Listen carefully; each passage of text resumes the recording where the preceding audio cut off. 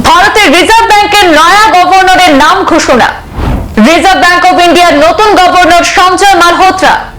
মঙ্গলবারে RBI governor পদে শেষ হচ্ছে শক্তিকান্ত দাসের মেয়াদ। আগামী 3 বছর Sanjay Malhotra reserve bank of ইন্ডিয়ার গভর্নর পদে আসীন থাকবেন। রিজার্ভ ব্যাংক অফ ইন্ডিয়া অর্থাৎ আরবিআই এর নতুন গভর্নর নিযুক্ত হলেন সঞ্জয় মালহোত্রা। সোমবার তার নাম ঘোষণা করল কেন্দ্রের department of personal and training.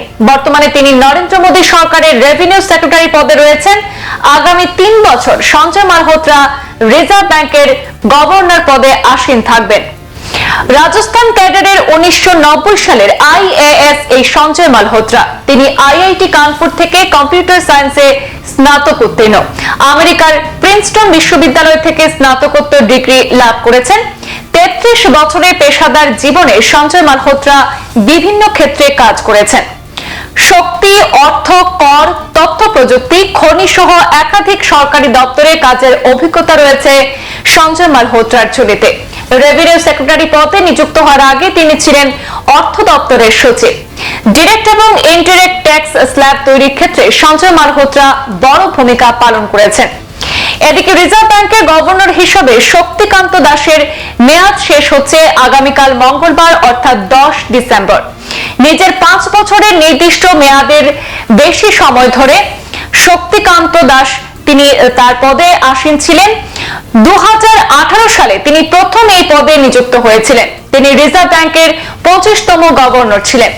3 বছরের জন্য তাকে নিযুক্ত করা হলেও 2021 সালে তার মেয়াদ আরো 3 বছর বাড়ানো হয় এবং আগামীকাল তার মেয়াদ শেষ হচ্ছে এবং নতুন গভর্নর পদে আসীন হচ্ছেন সঞ্জয় মালহোত্রা।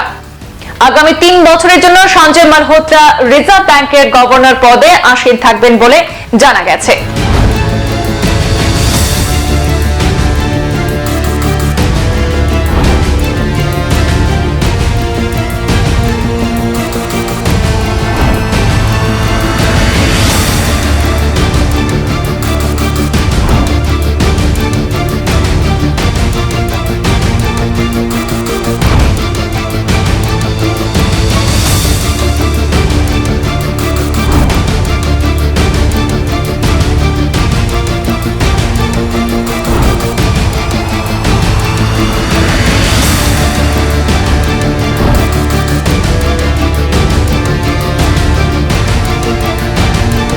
সংবাদ এই পর্যন্তই। ফিরছি পরবর্তী অন্যান্য আপডেট নিয়ে, সাথে থাকুন।